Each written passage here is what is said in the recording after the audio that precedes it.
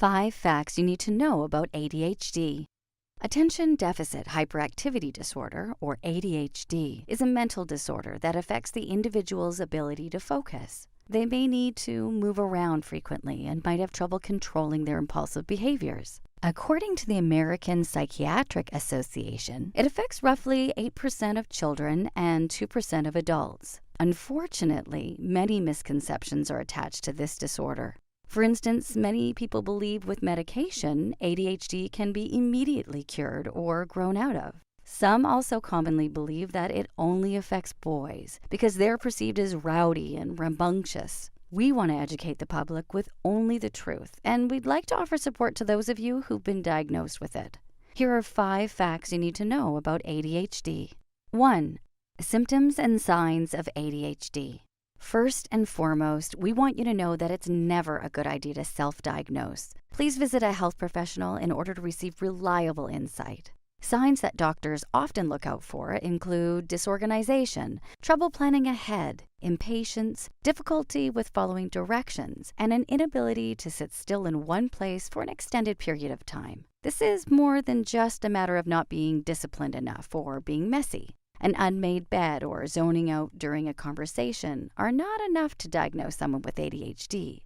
People with ADHD have trouble learning and often repeat their mistakes. Instead of losing our patience with them, it's best to approach them in ways that we can help them grow and feel understood.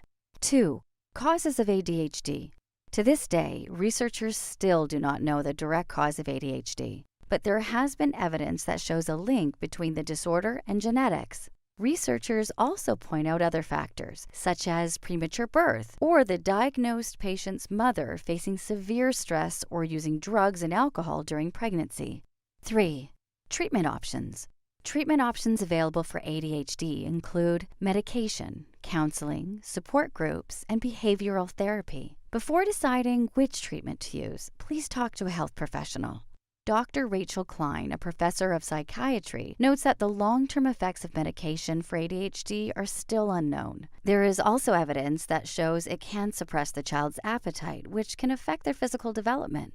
While medication has been shown to be most effective by research, children who take it are still at risk to its side effects. It's good to be aware of them and know that there isn't just one right treatment option. We recommend that you explore all before making a commitment. Remember, you can stop anytime you don't feel comfortable. 4. What teachers can do.